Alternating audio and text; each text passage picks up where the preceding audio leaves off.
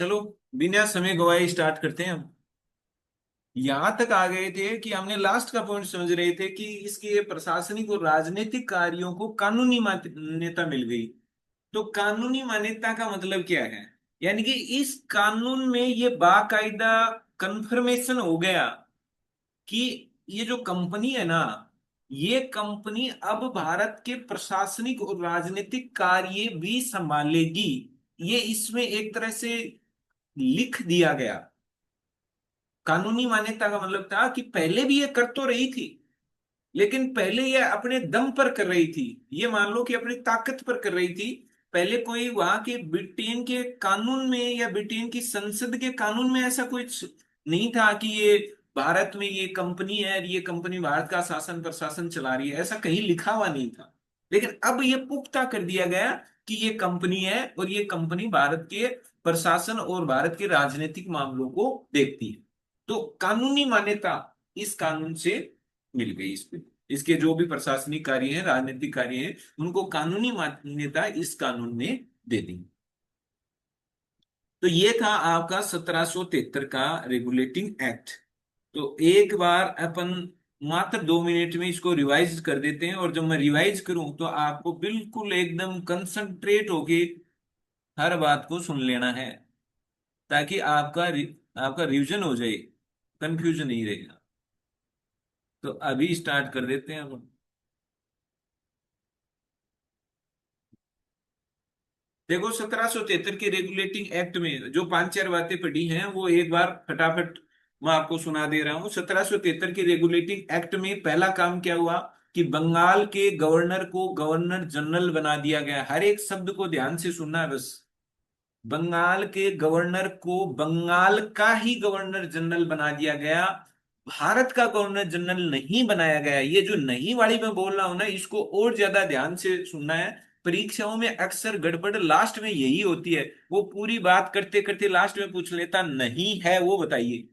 और अपन जोश में जाते हैं और नहीं पढ़ते, नहीं है टिक कर देते हैं, और वहां गड़बड़ हो जाता है और फिर मुंह लटका के आ जाते हैं कि साहब नंबर नहीं आया।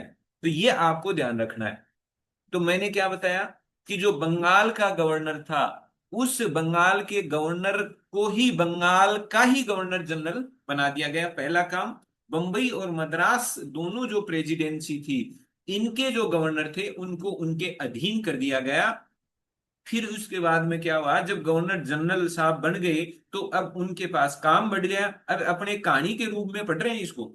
फिर उनके पास काम बढ़ गया। काम बढ़ गया तो उनकी मदद करने की जरूरत थी, तो मदद करने के लिए हमने चार लोग भी उसकी मदद में लगा दिए। उन चार लोगों को हमने कार्यकारी परिषद बोला। ये जो कार्यकारी परिषद थी, इसमें वो खुद गवर्नर जनरल और ये चार लोग, ये चारों लोगों से मिलके एक कार्यकारी परिषद बनी थी। सामान्य रूप से हम इसको ये भी कह सकते हैं कि भारत की एक छोटी सी कार्यपालिका उस समय के हिसाब से तैयार हो गई थी। भारत की एक छोटी सी कार्यपालिका बन गई थी, जिसमें पांच लोग थे। एक इन चार लोगों का हेड था, प्रमुख था। तो गवर्नर जनरल बना। गवर्नर जनरल की मदद के लिए चार लोग बने, चार लोगों की एक कार्यकारी परिषद बनी। गवर्नर जनरल इस परिषद का हेड होता था। अभी तक गवर्नर जनरल के पास ये शक्ति नहीं है कि वो परिषद के निर्णयों को पलट सके या निर्णयों को लागू होने से रोक सके। अभी भी गवर्नर जनरल इस परिषद के फैसलों के आगे असहाय था। जो परिषद बहुमत से तय करती थी, वो इसको मानने ही पड़ते थे। यहाँ ये ध्यान रखना है, उसको मानने ही पड़ते थे। वो बाध्यकारी था बहुमत के फैसलों को मानने के लिए। बस यहीं पर वो प्रश्न घुमा देगा कि 1773 के रेगुलेटिंग एक्ट से जो कार्यकारी परिषद का गठन हुआ, उसके फैसलों को मानने के लिए गवर्नर जनरल बाध्यकारी था कि नहीं था। तो ध्यान रखना है, गवर्नर जनरल उस परिषद के फैसलों को मानने के लिए बाध्यकारी था। नहीं था वाली बात यहां नहीं आएगी, उसको मानने ही पड़ते थे। अगर परिषद में वो बहुमत से फैसला हुआ है तो, यानी तीन लोग एक साइड हैं, तो गवर्नर जनरल साहब की नहीं चलती थी। फिर उसके बाद में हमने ये जाना था कि भाई ये बन गया, तो अब ये तो प्रशासनिक फेरबदल हो गया।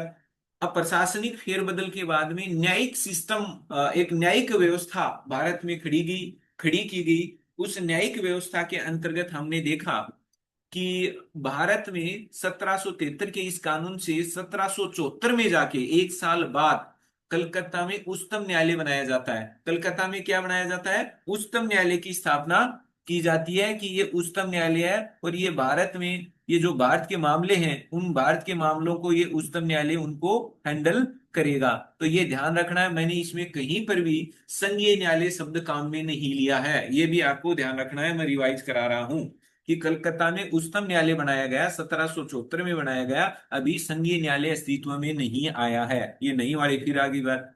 इसमें चार लोगों को बिठाया गया था, एक मुख्य न्यायाधीश को और तीन अन्य न्यायाधीश को। एलिजा इम्पे साहब इसके मुख्य न्यायाधीश थे। फिर हमने ये पढ़ा कि भाई ये कंपनी वाले थे, ये थोड़े से रिश्वतखोर बन गए थे, भ्रष्टाचारी हो गए थे, खूब लूटते थे यहाँ से। तो इनके इस लूटपाट पर रोक लगाने के लिए इस कानून ने क्या कह दिया कि आप भारतीयों से ना तो कोई गिफ्ट लेंगे, ना फिर इनसे कोई रिश्वत लेंगे, और अगर आप लोगे तो आपको सजा मिलेगी, दंड मिलेगा, और आप निजी व्यापार भी नहीं करेंगे। ये भी इसमें लिख दिया गया कि आप निजी व्यापार नहीं करेंगे, आप उपहार नहीं लेंगे, रिश्वत नहीं लेंगे, और अगर करेंगे तो आपको सजा मिलेगी। फिर हमने कोर्ट ऑफ डायरेक्टर्स की बात की कि इसमें 24 लोग हुआ करते थे। ये पहले भी हुआ करते थे, अब ये इसलिए हम चर्चा कर रहे हैं क्योंकि अब कोर्ट ऑफ डायरेक्टर्स पर कंट्रोल किया गया ब्रिटिश सरकार ने इस कानून के जरिए। और इस कानून के जरिए कोर्ट ऑफ डायरेक्टर्स को इस बात के लिए मजबूर कर दिया गया कि आप कंपनी के जितने भी राजस्व से जुड़े हुए मामले हैं, नागरिकों से जुड़े हुए मामले हैं, और सैन्य जितने भी मामले हैं, ये तीनों तरह के मामलों की रिपोर्ट आप सरकार को देंगे। ये हम जानते हैं कि कोर्ट ऑफ डायरेक्टर्स पूरी कंपनी को चलाता है, उसके अंदरूनी मामले देखता है, उसके व्यापारिक फैसले देखता है, कहाँ कंपनी को निवेश करना है, ये सारे काम कोर्ट ऑफ डायरेक्टर्स करता है। इसमें 24 मेंबर हुआ करते थे। अब आपको इसके बहुत ज्यादा गहराई में नहीं जाना है, वरना तो पहले ये था कि 1773 से पहले ये जो कोर्ट ऑफ डायरेक्टर्स के जो 24 मेंबर होते थे, इनका एक साल के लिए इनका चुनाव होता था, और हर एक एक साल में हटते थे, और फिर नए बनते थे। यही दोबारा भी बन सकते थे, ऐसी व्यवस्था थी। 73 में ये कर दिया गया था, इनका कार्यकाल 4 साल का फिक्स कर दिया गया था। लेकिन हालांकि ये बहुत ज्यादा गहराई में जाने वाली सी बात है, इतना तक तो गहराई में मुश्किल ही जाएगा कि कोर्ट ऑफ डायरेक्टर्स के जो सदस्यों का कार्यकाल था वो 1773 के कानून से कितना कर दिया गया था, 4 साल निश्चित कर दिया गया था। और फिर ये व्यवस्था कर दी कि प्रत्येक एक साल पर, यानी हर एक साल, जैसे ही एक साल होगा 6 मेंबर रिटायर हो जाएंगे। जैसे वो राज्यसभा में नहीं होता क्या कि 6 साल का कार्यकाल होता है, प्रत्येक 2 साल पर एक तिहाई मेंबर से रिटायर होते चले जाते हैं, फिर नए आते हैं, इसलिए राज्यसभा कभी भी भंग नहीं होती, लगातार बनी रहती है। तो ऐसे ही इन्होंने कर दिया। इन्होंने क्या किया, 24 सदस्यों में ये कर दिया गया कि हर एक साल 6 लोग हटते चले जाएंगे, उनकी जगह नए 6 लोग चुन चुन लेंगे, फिर 6 हटेंगे अगले साल, फिर 6 उनकी जगह। इस तरह से ये कोर्ट ऑफ डायरेक्टर्स कभी एक साथ पूरा खत्म नहीं होगा, ये लगातार काम करता रहेगा। ये थोड़ी सी गहरी है, इसलिए आपको ज्यादा फोकस नहीं करना है, आपको इतना ही करना है। 24 मेंबर थे, अब वो एक कड़ी के रूप में काम करते थे। इनको ये जिम्मेदारी दे दी कि आपको राजस्व, नागरिक और सैन्य मामलों की रिपोर्ट सरकार को देनी है। इस तरह से कोर्ट ऑफ डायरेक्टर्स के माध्यम से कंपनी पर सरकार ने कंट्रोल कर लिया। इस कानून ने कंपनी के प्रशासनिक और राजनीतिक जो कार्य थे उनको भी कानूनी मान्यता प्रदान कर दी। पहले भी ये काम करती थी, लेकिन अब कानूनन तौर पर ये लिख दिया गया कि इसका प्रशासनिक ढांचा ये होगा, राजनीतिक कार्य ऐसे काम करेंगे, न्यायिक व्यवस्थाएं ऐसे काम करेंगी, ये पूरा लिख दिया गया। इसलिए हम ये कह रहे हैं कि इसको कानूनी मान्यता दे दी। अब अब अपने को आगे बढ़ना है। अब आपके स्क्रीन पर एक दिख रहा होगा 1781 का संशोधन कानून। ये मात्र एक संशोधित कानून था, इससे पहले की कुछ व्यवस्थाओं को बदला गया था, बस आप इतना समझ लें। ये कोई एकदम नया कानून नहीं है, इसमें नाम देखो आप,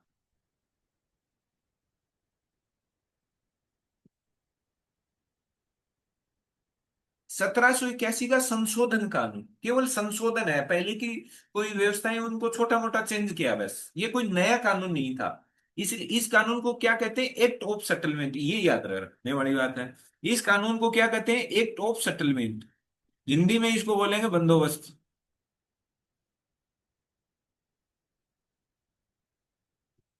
हिंदी में इसको क्या बोलोगे, बंदोबस्त कानून। तो ध्यान रखना, 1781 में संशोधन संशोधन करने के लिए जो 1773 की जो व्यवस्थाएं थी, उस व्यवस्थाओं से कुछ गड़बड़ हो गई थी। तो उस गड़बड़ को ठीक करने के लिए 1781 में फिर से एक कानून आया, और इस कानून के द्वारा नई व्यवस्थाएं नहीं की गई, बल्कि जो पहले की ही जो व्यवस्थाएं थी, जिसकी वजह से कुछ गड़बड़ हो गई थी, उसको ठीक किया गया था। इसलिए हमने इसका नाम दिया संशोधित कानून। और इसी का दूसरा नाम है एक्ट ऑफ सेटलमेंट, यानी कि बंदोबस्त कानून। अब देखो ये कानून क्या कह रहा है। अब ये कानून आया क्यों, ऐसा क्या हो गया 1773 के बाद में कि मामला गड़बड़ा गया और हमें सरकार को, यानी ब्रिटेन की सरकार को एक कानून लाना पड़ा। इतना क्या बिगड़ गई चीजें। अब आप ये देखो कि 1773 के कानून से क्या क्या हुआ था, एक बार वो देख लें आप। तो हमने देखा कि 1773 के कानून से साहब एक तो ये हुआ कि एक तो सुप्रीम कोर्ट बनाया था, याद आ रहा होगा आपके। अब देखो ये बार बार ये मैं पीछे वाली इसलिए जा रहा हूं, आपको चीजें एकदम क्रम से सेट होंगी तो दिमाग में ज्यादा वो टिक पाएंगी। तो अब देखो 1773 में हमने क्या बनाया, सुप्रीम कोर्ट बना दिया, ठीक बना दिया। दूसरी तरफ हमने क्या बना दिया, गवर्नर जनरल बना दी और उसकी एक काउंसिल बना दी, दो दो बना दी। तो एक तरफ तो गवर्नर जनरल और उसकी काउंसिल, मतलब एक तरफ तो एक छोटी सी ये सरकार है, और एक तरफ एक कोर्ट है, दो बना दी। अब दिक्कत कहाँ हो रही है, दिक्कत ये हो रही थी जब भी ये आपकी गवर्नर जनरल और उसकी काउंसिल काम करती थी, कोई फैसला लेती थी, उसको लागू करने जाती थी, तभी ये आपका सर्वोच्च न्यायालय ना, उच्चतम न्यायालय बीच में टांग अड़ाने के लिए आ जाता था।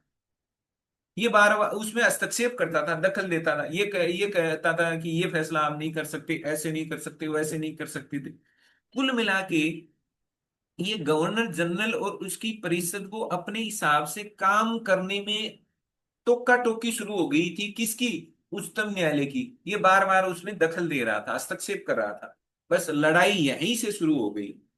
अब ये शिकायत चली गई ब्रिटेन की सरकार के पास। ब्रिटेन की सरकार को गवर्नर जनरल और उसकी परिषद ने बोला कि आपने ये क्या बिठा दिया हमारे ऊपर, ये सर्वोच्च न्यायालय क्यों बना दिया, इस सर्वोच्च न्यायालय हमें काम ही नहीं करने देता। आपने कहा ये पूरा एरिया आपको संभालना है, आपको चलाना है। हम कोई फैसला ले रहे हैं, कोई कर कर वसूली का फैसला ले रहे हैं, न्यायिक व्यवस्था का कोई फैसला ले रहे हैं, कानून व्यवस्था का कोई फैसला ले रहे हैं, कोई भी प्रशासनिक बदलाव का फैसला ले रहे हैं, ये बीच में सर्वोच्च न्यायालय आ जाता है टांग अड़ाने, और ये कह देता आप ये नहीं ले सकते, वो नहीं ले सकते, ऐसे नहीं कर सकते। तो कुल मिला के ये लोग, इन्होंने ब्रिटेन की सरकार को कहा कि आप ये सर्वोच्च न्यायालय का जो अधिकार क्षेत्र है ना, इसको आप फिक्स कीजिए, इसको सीमित कीजिए, आप ये हमारे काम में टांग ना अड़ाए, बस हमें तो ये चाहिए, हमें काम करने की आजादी दे, और हमारे मामलों से इसका कोई लेना देना नहीं होना चाहिए। क्योंकि दोनों में खींचतान हो गई थी, गवर्नर जनरल परिषद को लगता था हम बॉस हैं, सर्वोच्च न्यायालय को लगता था हम बॉस हैं, तो दोनों के बीच में टकराव शुरू हो गया क्षेत्राधिकार को लेकर, कि किसका कितना दायरा रहेगा, सर्वोच्च न्यायालय कहां तक काम करेगा, और गवर्नर जनरल और उसकी काउंसिल कहां तक काम करेगी, ये अभी स्पष्ट नहीं किया गया। किसमें, 1773 में। ध्यान देना है, बना तो दोनों दिए थे, लेकिन अभी तक साफ तौर पर लिखा नहीं था कि क्या क्या तो गवर्नर जनरल साहब करेंगे और क्या क्या सर्वोच्च न्यायालय करेंगे। जब साफ तौर पर लिखा नहीं हो तो लड़ाई शुरू हो जाती है, आपको पता है। तो अब जब साफ नहीं लिखा था, तो सर्वोच्च न्यायालय बीच बीच में इसके कार्य क्षेत्र में आता था, और गवर्नर जनरल उनके कार्य क्षेत्र में आती थी। तो इस कारण से इनमें आपस में क्लेश शुरू हो गया, टकराव शुरू हो गया, और ये टकराव बहुत ज्यादा बढ़ता चला गया, फिर धीरे धीरे धीरे धीरे। तो जब ये बढ़ता चला गया, तो ये गवर्नर जनरल, इनकी काउंसिल, इनके ईस्ट इंडिया कंपनी के कर्मचारी, और भारत में और जितने भी जो जमींदार थे, पूंजीपति थे, पैसे वाले लोग थे, साहूकार थे, जितने भी जो पैसे वाले लोग थे, उन लोगों ने इसके खिलाफ सर्वोच्च न्यायालय के क्षेत्राधिकार को लेकर के शिकायत ब्रिटेन की सरकार को की। उन्होंने कहा कि आप इस सर्वोच्च न्यायालय का कोई इलाज कीजिए, इनका कोई उपाय कीजिए। ये जो आपने कलकत्ता में जो सर्वोच्च न्यायालय की स्थापना की है, इसके क्षेत्राधिकार को आप स्पष्ट कीजिए, और ये जो बार बार जो दखल देता है, कुछ आप ऐसा कीजिए कि ये दखल ना दे, जिससे कि हमें इन तीनों प्रेसिडेंसियों को चलाने में हमें दिक्कत नहीं आए, हमें काम करने में दिक्कत नहीं आए। बस ये इसकी पृष्ठभूमि है। इस माहौल में ये आता है ये कानून। अगर आपको ये पृष्ठभूमि पता है ना, तो ये कानून समझ में आ जाएगा कि ये कानून क्यों लाना पड़ा, इस वजह से लाना पड़ा, ये वजह समझ में आ गई। अब देखो ये वजह है, तो इस वजह को ठीक करना पड़ेगा। ठीक करने के लिए कानून आ गया 1781 में। तो अब आपको इतना तो समझ में आ गया कि अगर इस कानून में कोई भी बात की गई होगी, तो जो भी बातें की गई होंगी वो बातें ये होंगी कि गवर्नर जनरल और सर्वोच्च न्यायालय के टकराट को कम करना है, और सर्वोच्च न्यायालय के हस्तक्षेप को इस कंपनी के काम में कम से कम होने देना है। ये बात तो हमें इस वजह से पता चल गई कि ये करने के लिए ये आपका कानून आया है। तो इस कानून से फिर हुआ क्या होगा? वही हुआ होगा कि इनके क्षेत्राधिकारों को स्पष्ट कर दिया गया कि गवर्नर जनरल साहब क्या कर सकते हैं, सर्वोच्च न्यायालय क्या कर सकता है, किस तरह के जो मामले हैं वो आपका सर्वोच्च न्यायालय सुनेगा, कौन कितना कितने क्षेत्राधिकार इस सर्वोच्च न्यायालय का रहने वाला है, किस तरह के मामलों की सुनवाई कर सकता है, किस तरह के मामलों की सुनवाई नहीं कर सकता है, ये सब इस संशोधित कानून में स्पष्ट किया गया। तो देखते हैं अब इन्होंने सबसे पहले क्या किया। सबसे पहले तो इन्होंने ये कहा, ये एस डॉट जो सी लिखा हुआ है ना, इसका मतलब सुप्रीम कोर्ट, सर्वोच्च न्यायालय, ये ध्यान रख लेना।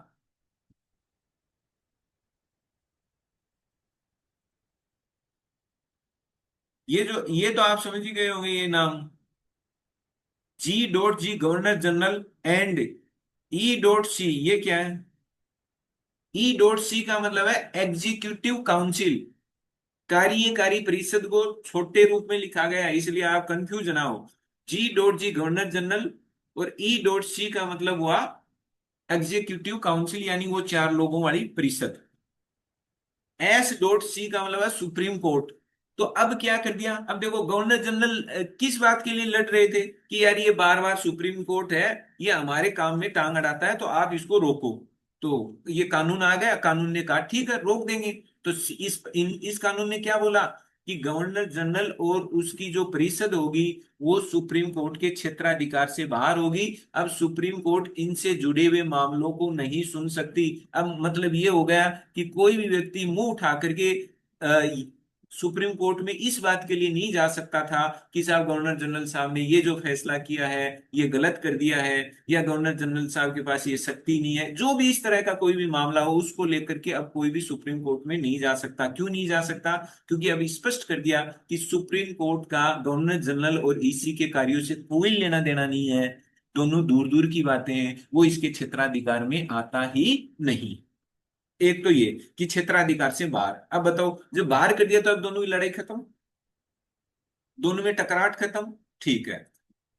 दूसरी दिक्कत क्या थी, जो कंपनी के कर्मचारी थे, उन कंपनी के कर्मचारियों के खिलाफ शिकायतें होती रहती थी, ये कर्मचारी ठीक ढंग से काम नहीं कर रहा है, ये कर्मचारी जो इसकी अपनी ड्यूटी है वो अपनी ड्यूटी ढंग से नहीं करता। ऐसे कंपनी के जो कर्मचारी थे उनके खिलाफ भी लोग कोर्ट में जाते थे, सुप्रीम कोर्ट में चले जाते थे, जिससे कंपनी के कर्मचारियों को काम करने में बड़ी दिक्कत आती थी, उन्हें बार बार कोर्ट के चक्कर काटने पड़ते थे। भाई किसी आदमी ने शिकायत कर दी कि आपका कर्मचारी है, ये रिश्वत ले रहा है या और कुछ गड़बड़ कर रहा है, ये ठीक ढंग से काम नहीं करता, अपनी शक्ति का दुरुपयोग करता है। अब मामला चला गया कोर्ट में। अब कर्मचारी तो साहब डेली का पेशी पर जा रहा है, तो बताओ काम कौन करेगा?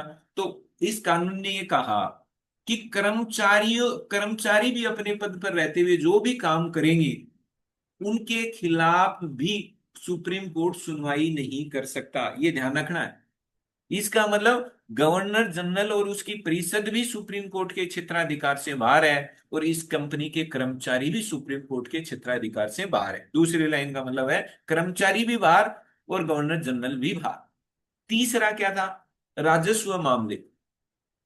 राजस्व मामले वही कर से संबंधित मामले, कोई कहीं से कर कम ले आया, कर की रेट क्या होगी, कम होगा ज्यादा होगा, इससे जुड़े हुए जितने भी मामले थे कर संबंधी, वो सारे मामलों की भी अब सुनवाई सुप्रीम कोर्ट नहीं कर सकता था। तो ध्यान रखना है, राजस्व मामलों को भी सुप्रीम कोर्ट के क्षेत्राधिकार से बाहर कर दिया गया है। ये ध्यान रखना है, ये पॉइंट बहुत ज्यादा इंपॉर्टेंट है।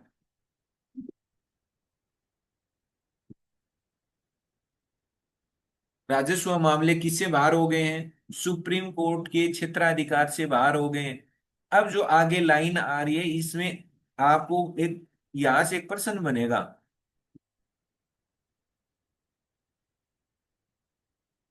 तो फिर बात आई, तो फिर यार सुप्रीम कोर्ट इसको बनाया क्यों था? हमने ऐसे ही बनाया है क्या बस? दिखाने के लिए। गवर्नर जनरल के खिलाफ ये सुनवाई नहीं करेगा, उनके गवर्नर जनरल के खिलाफ कोई शिकायत इसमें नहीं ला सकता, कंपनी के कर्मचारियों के खिलाफ इसमें कोई शिकायत नहीं आएगी, राजस्व मामले इसमें नहीं आएंगे, तो फिर ये सुप्रीम कोर्ट करेगा क्या? या ऐसे ही बैठा रहेगा, बस नाम का ही बैठा रहेगा? नहीं, नाम का नहीं है। अब कहा गया, अब कहा गया कि सुप्रीम कोर्ट साहब आप क्या करोगे? इनको ये बोला गया कि अब आगे से उच्चतम न्यायालय के क्षेत्राधिकार में, यानी सुप्रीम जो कोर्ट है, यानी उच्चतम जो न्यायालय था जो कलकत्ता में था, आपको ध्यान आ रहा होगा ये कहाँ बनाया गया था? कलकत्ता में। तो अब ये कर दिया गया कि ये कलकत्ता में जो उच्चतम न्यायालय बनाया गया है, ये केवल कलकत्ता के निवासी, रेजिडेंट्स ऑफ कलकत्ता, ध्यान रखना मैंने क्या लिखा हुआ है, केवल शब्द है, इस केवल पर ध्यान देना है। ये जो केवल है ना, ये केवल नहीं, किंतु, परंतु, पेपर में सबसे ज्यादा खतरा यही शब्द करते हैं अपन। ये अटता ही नहीं है, क्या सिस्टम आ गया? तो इस केवल जो शब्द है ना, इस पर फोकस करना। इसमें क्या लिखाया गया कि अब सुप्रीम कोर्ट के क्षेत्राधिकार में कौन आएंगे? केवल कलकत्ता के रहने वाले, निवासी का मतलब रहने वाले, रेजिडेंट्स। कि कलकत्ता जो शहर है, कलकत्ता जो शहर है, उसमें जो भी लोग रहते हैं ना, केवल अब उनसे जुड़े हुए मामले ही वो सुन सकता है। अगर अगर आपने ये चीजों को समझ लिया तो गड़बड़ नहीं होगी। अब वो आपको कंफ्यूज कैसे करेगा? प्रश्न दे देगा। 1781 के कानून से उच्चतम न्यायालय को कलकत्ता एवं उसके आसपास के क्षेत्रों के लोगों के मामलों को सुनने का अधिकार दिया गया। दूसरा है, उसमें ऑप्शन दे देगा कि अब सुप्रीम कोर्ट के क्षेत्राधिकार में केवल कलकत्ता के रहने वाले भारतीय लोग ही आते थे। तीसरा वो ऑप्शन दे देगा, इसके क्षेत्राधिकार में कलकत्ता में रहने वाले सभी तरह के लोग इसके क्षेत्राधिकार में आते थे, चाहे वो अंग्रेज हो चाहे वो भारत हो। अब प्रश्न तो देखो, छोटी सी लाइन थी, इसमें प्रश्न बन गया और आप घूम जाओगे। तो आपको ध्यान रखना है कि अब जो सुप्रीम कोर्ट है ना, ये स्पष्ट होना चाहिए, इसमें कंफ्यूज हो गए तो गए काम से। अब सुप्रीम कोर्ट किन लोगों के मामले सुनेगा, ये स्पष्ट कर लो। कलकत्ता के निवासियों के, किन के? कलकत्ता के निवासी। अब कलकत्ता के भी मतलब क्या, कलकत्ता केवल शहर के कि कलकत्ता से जुड़े हुए ग्रामीण क्षेत्र के? तो ध्यान रखना, अगर वो आपको कंफ्यूज करने के लिए प्रश्न दे कि कलकत्ता शहर से जुड़े हुए ग्रामीण क्षेत्र के, तो आप कंफ्यूज मत होना। अब गांव के लोगों के मामले सुप्रीम कोर्ट नहीं सुनेगा। सुप्रीम कोर्ट पहले सुनता था, अब सुप्रीम कोर्ट की सीमाएं तय कर दी कि केवल और केवल कलकत्ता शहर के, मैं यहाँ शहर लिख दूंगा, जब आपके पास नोट्स भेजूंगा तो उसमें मैं लिख दूंगा कि केवल कलकत्ता शहर के, गांवों के नहीं, ऐसे लिख भी दूंगा। तो केवल कलकत्ता शहर के रहने वालों के मामले। अब रहने वालों में तो कलकत्ता शहर में तो अंग्रेज लोग भी तो रहते थे, जो कंपनी में काम करते थे वो भी तो रहते थे। हो सकता है कि कंपनी में काम करने वाले दो कर्मचारी लड़ पड़े, तो लड़ पड़े तो उनका मामला कौन सुनेगा? उनका मामला भी सुप्रीम कोर्ट सुनेगा। और कलकत्ता शहर में भारत के लोग भी तो रहते थे, भारत के कम से कम पैसे वाले ये तो रहते ही होंगे, तो इनके भी तो लड़ाई झगड़ा हो सकता है, तो उनके मामले कौन सुनेगा? Supreme court. लेकिन शहर से बाहर, जैसे बंगाल में कलकत्ता शहर के अलावा कोई ग्रामीण क्षेत्र है, तो उस गांव के लोग आपस में लड़ पड़े किसी बात को लेके, जमीन को लेके, किसी बात को लेके, तो क्या उनके मामले सुन लेगा? उत्तर है नहीं। ये क्लियर कर लेना। तो केवल शहर के जो लोगों को ही इसके क्षेत्राधिकार में लाया गया। और ये भी स्पष्ट है कि शहर में रहने वाले सारे, चाहे वो यूरोपियंस हो चाहे वो इंडियंस हो, यानी चाहे वो ब्रिटेन के लोग हो चाहे वो भारत के लोग हो, जो भी शहर में रहेगा उन शहर में रहने वाले सभी लोगों के मामले ये सुनेगा, चाहे वो किसी भी देश का हो। ये बात क्लियर कर लेना। अब बात ये आई कि कलकत्ता में भी जब लोगों के आपस में कोई, कलकत्ता शहर में मतलब जो लोग रह रहे हैं, चाहे वो मुस्लिम हो चाहे हिंदू हो, अगर उनके कोई अ, लड़ाई झगड़े अगर सामने आते हैं, और खास तौर पर कौन से मामले? पर्सनल मामले। कौन से मामले? पर्सनल मामले। पर्सनल का मतलब जो आपके निजी जीवन से जुड़े हुए हैं। निजी जीवन से जुड़े हुए का मतलब है जो ऐसे मामले जिनका संबंध आपके निजी जीवन से है, मतलब घरेलू मामले, पारिवारिक मामले, उन मामलों को, जैसे पारिवारिक मामलों में क्या है, शादी का मामला हो सकता है, तलाक का मामला हो सकता है, उत्तराधिकार का मामला हो सकता है, बच्चों को गोद लेने के मामले हो सकते हैं। इस तरह के जो मामले थे, अगर इस तरह के मामले आए, और अगर कोई हिंदू का इस तरह का मामला आ रहा है, मैंने क्या कहा, अगर अगर कोई हिंदू है, दो दो हिंदू हैं और दो हिंदुओं के बीच का कोई पर्सनल मामला है, निजी मामले का मतलब जो मैंने आपको बताया, ये इस तरह के मामले निजी मामलों में आते हैं। उत्तराधिकार से जुड़ा हुआ मामला है कि माता पिता की जो संपत्ति है वो बेटे बेटियों में कैसे बटेगी, क्या होगा, कैसे, ये हो गए, इस तरह के मामले हो गए। शादी ब्याह वाले मामले हो गए, तलाक के हो गए, गोदनामा, ये सारे मामले आते हैं पर्सनल मामले। तो अब इस संशोधित कानून में स्पष्ट लिख दिया गया कि अगर हिंदुओं का कोई पर्सनल मामला है, तो हिंदुओं के पर्सनल मामले को तो हिंदू पर्सनल लॉ का मतलब है, जो हिंदू धर्म के जितने भी धार्मिक ग्रंथ हैं, जितने भी धार्मिक, जो भी धर्म शास्त्र है, जो भी इनके धार्मिक ग्रंथ हैं जो कहते हैं, उनके हिसाब से ही इन अंग्रेजों की कोर्ट उनके मामले को सुलझाएगी। ऐसे ही अगर कोई मुसलमानों का पर्सनल मामला है, तो उनके जो पर्सनल मामले हैं वो भी उनके मुस्लिम पर्सनल लॉ, मतलब कुरान हदीस, जो भी उनके जो मुसलमानों के जो धार्मिक ग्रंथ हैं, जो उनके जो धर्म से जुड़े हुए ग्रंथ हैं, उनके हिसाब से उनके मामले सुलझाने हैं। ये बात आप थोड़ा सा ध्यान रखना कि हिंदुओं के मामलों को कोर्ट हिंदुओं के पर्सनल लॉ के हिसाब से सुलझाएगा, और मुसलमानों से जुड़े हुए मामलों को मुस्लिम पर्सनल लॉ के हिसाब से सुलझाएगा। आपको नहीं लगता ये इतने मतलब अंग्रेज हमारे हमारे इतनी चिंताएं क्यों कर रहे हैं कि हिंदुओं के मामले हिंदू पर्सनल लॉ के हिसाब से हम हैंडल करेंगे, और जो मुस्लिमों के मामले मुस्लिम पर्सनल लॉ के हिसाब से हैंडल करेंगे? आपको नहीं लग रहा है इतनी चिंताएं क्यों हो रही? मैं बताता हूँ क्यों हो रही। क्योंकि इनको ये लगता था, अगर हम अपने जो कानून कायदे हैं उनके हिसाब से अगर इनके पर्सनल मामले सुलझाने शुरू कर दिए, तो ये इन लोगों के दिमाग में सीधा ये जाएगा कि, क्योंकि उस टाइम आपको पता है धर्म को लेकर जनता बहुत ज्यादा संवेदनशील थी, और धर्म में किसी भी भारी हस्तक्षेप को बिल्कुल बर्दाश्त नहीं किया जा सकता था। तो अंग्रेजों को ये बात अच्छे से पता थी कि अगर इनके हम पर्सनल मामलों को अपने कानून के हिसाब से अगर सुलझाने लगेंगे, तो इन लोगों के दिमाग में ये चीज बैठ जाएगी कि ये हमारे धर्म में दखल दे रहे हैं, और जैसे ही धर्म में दखल देने की बात इनके दिमाग में बैठ जाएगी, तो ये लोग विरोध शुरू कर देंगे, और हमारा यहाँ पर पकड़ हमारी बनाने से पहले ही हमारी पकड़ छूट जाएगी, और हमें यहाँ से बोरिया बिस्तर बांध करके यहाँ से रवाना होना पड़ेगा। इसलिए इन्होंने ये दिमाग लगाया कि हिंदुओं के मामले हिंदू पर्सनल लो, यानी हिंदुओं के जो धर्म ग्रंथ है उनके हिसाब से सुलझाओ, और मुसलमानों के मामले मुस्लिम पर्सनल लो, मतलब उनके जो धर्म ग्रंथ है, कुरान है, हदीस है, जो भी अन्य जो धर्म ग्रंथ हैं उनके हिसाब से आप उनको सुलझाओ, ताकि किसी प्रकार का कोई विवाद उत्पन्न ना हो, इनको ये नहीं लगे कि हमारे धर्म से छेड़खानी हो रही है। तो देखो इन्होंने कितना दिमाग लगाया। एक और जो गजब की बात जो इससे हुई, जो प्रांतों में जो न्यायालय, प्रांतों में भी तो न्यायालय चल रहे थे, जो प्रांतों के न्यायालय थे, वो पहले आप ध्यान देना, प्रांतों के जो न्यायालय हैं, वो पहले प्रांतों वाले न्यायालय किसके अंडर में चल रहे हैं? प्रांतों के जो न्यायालय हैं वो पहले अंडर में चल रहे थे सुप्रीम कोर्ट। किसके अंडर में चल रहे थे? Supreme court. किसके अंडर में चल रहे थे? Supreme court. अब क्या कर दिया गया?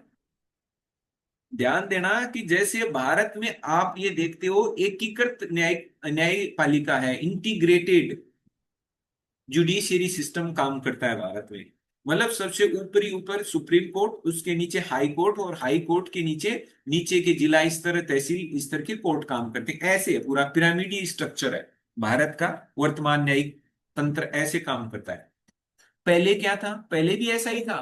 पहले भी प्रांतों में न्यायालय होते थे, प्रांतों के न्यायालय के ऊपर एक न्यायालय बिठाया गया था जिसका नाम था उच्चतम न्यायालय। ये अंग्रेजों ने व्यवस्था की, प्रांतों में न्यायालय बना दिए, प्रांतों के न्यायालय के ऊपर कलकत्ता में एक उच्चतम न्यायालय बना दिया।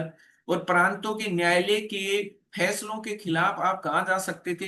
कलकत्ता के उच्चतम न्यायालय जा सकते थे, और प्रांतीय न्यायालयों पर पूरा कंट्रोल वो ही करता था।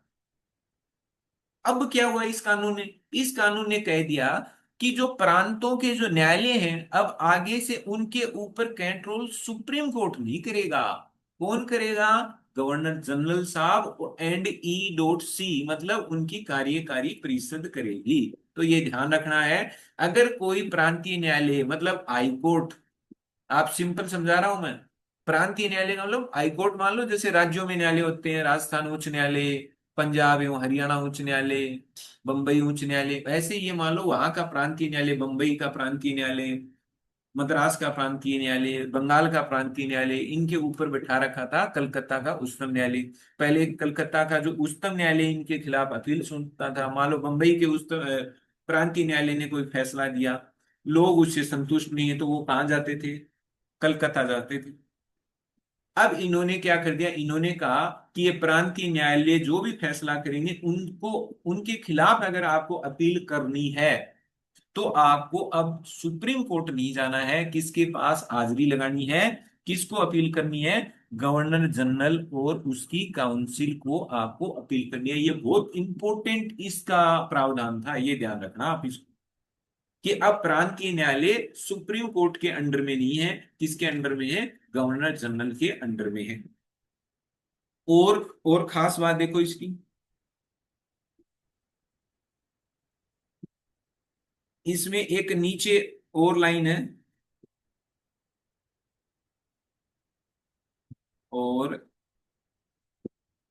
ये न्यायालय और ये इनकी काउंसिल्स। ये क्या कह रहा है?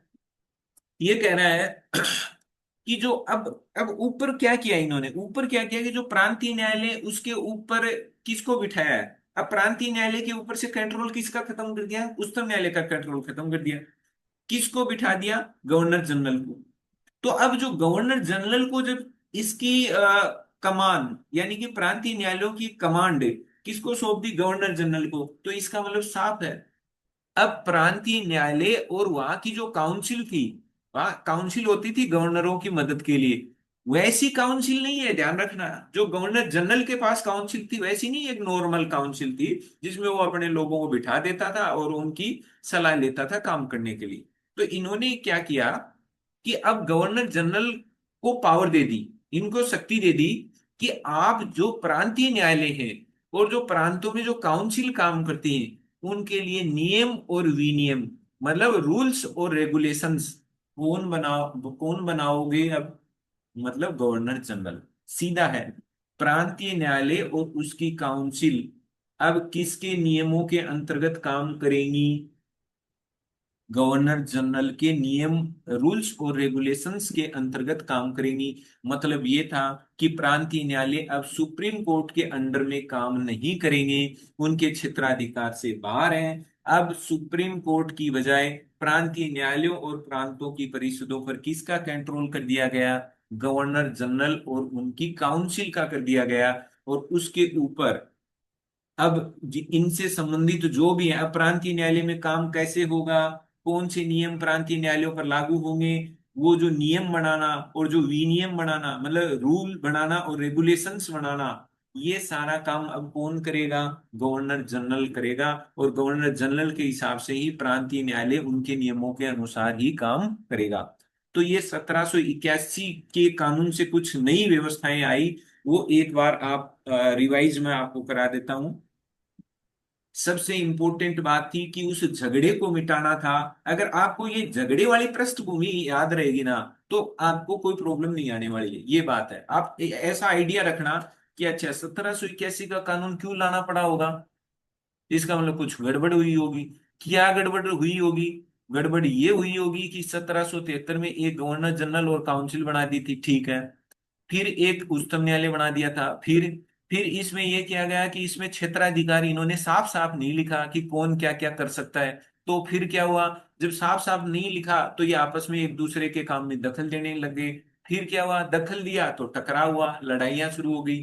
फिर क्या हुआ, फिर ये गवर्नर जनरल और इसके जितने भी चेले चपाटी थे, पैसे वाले पूंजीपति, ये सब लेके शिकायत पहुंच गए कहां पर? ब्रिटेन की सरकार के पास, कि आप ये क्षेत्राधिकार स्पष्ट करो और हमें काम करने की आजादी दो। ठीक है, तो अब ब्रिटेन की सरकार ने ये समस्या मिटाने के लिए क्या कर दिया? 1781 का संशोधित कानून ले आई। नाम क्या पड़ा? सेटलमेंट कानून यानी बंदोबस्त कानून, ठीक है। तो इस कानून में क्या किया गया, झगड़ा मिटा गया। तो झगड़ा मिटेगा कैसे, इसमें साफ लिख दिया कि गवर्नर जनरल और काउंसिल अब सुप्रीम कोर्ट के क्षेत्राधिकार में नहीं रहेगी, यानी गवर्नर जनरल और काउंसिल के खिलाफ मामले अब सुप्रीम कोर्ट नहीं सुन पाएगा, पहला, ठीक है। इसके जो जो भी ईस्ट इंडिया कंपनी के कर्मचारी हैं उनके मामले भी अब कौन नहीं सुन पाएगा, सुप्रीम कोर्ट नहीं सुन पाएगा। दूसरा, जितने भी राजस्व से जुड़े हुए मामले हैं, कर वसूली से जुड़े हुए मामले हैं, वो भी अब सुप्रीम कोर्ट के क्षेत्राधिकार में नहीं आएंगे, और भी बढ़िया है। और क्या कर दिया है, इसमें साफ लिख दिया गया कि कलकत्ता के रहने वाले लोग ही, चाहे वो यूरोपियंस हो चाहे वो भारतीय हो, उन वो कलकत्ता के जो रहने वाले लोगों के ही मामले सुनने का अब केवल और केवल अधिकार रहेगा। यानी कि ग्रामीण क्षेत्रों से जुड़े हुए मामले अब सुप्रीम कोर्ट नहीं सुन पाएगा, केवल कलकत्ता शहर के लोगों के ही मामले अब ये सुनेगा, मतलब कलकत्ता के निवासी। अब आपके यहाँ कंफ्यूज कर देता है वो कई बार, तो आपको ध्यान रखना है शब्द हमेशा हिंदी का जब आप प्रश्न पढ़ो, चाहे वो आरपीएससी का एग्जाम हो, यूपीएससी का एग्जाम हो, किसी का एग्जाम हो, तो आप दोनों पढ़ा करो। इंग्लिश वाले शब्द में ज्यादा आसानी रहती है, वहां लिखेगा रेजिडेंस ऑफ कलकत्ता, तो आप समझ जाना और उस पर टिक कर देना। फिर इन्होंने क्या किया कि हिंदुओं के मामले हिंदू पर्सनल लॉ के हिसाब से, मुस्लिम मामले मुस्लिम पर्सनल लॉ के हिसाब से। प्रांतीय न्यायालयों पर अब सुप्रीम कोर्ट का कंट्रोल नहीं रहेगा, गवर्नर जनरल का कंट्रोल रहेगा, और गवर्नर जनरल ही इन प्रांतीय न्यायालयों के लिए नियम और विनियम बनाएगा। अब जो आपके है ना, अब टाइम 1 मिनट से कम बचा है, इसलिए 1784 का पिट्स इंडिया एक्ट हम अगली क्लास में पढ़ेंगे। आगे की क्लास अब अगले वीडियो में होगी, लेकिन आपके लिए एक ज़रूरी सूचना है। इन क्लासेज की पीडीएफ फाइल प्राप्त करने के लिए आप हमारे व्हाट्सएप कम्युनिटी ग्रुप से जुड़ सकते हैं। जुड़ने के लिए आपके स्क्रीन पर जो नंबर शो हो रहे हैं उन पर, या डिस्क्रिप्शन में जो मोबाइल नंबर हैं उन पर आप अपनी डिटेल्स व्हाट्सएप नंबर सहित भेज सकते हैं, ताकि आपको जल्द से जल्द व्हाट्सएप कम्युनिटी ग्रुप से जोड़ करके पीडीएफ फाइल उपलब्ध करवाई जा सके।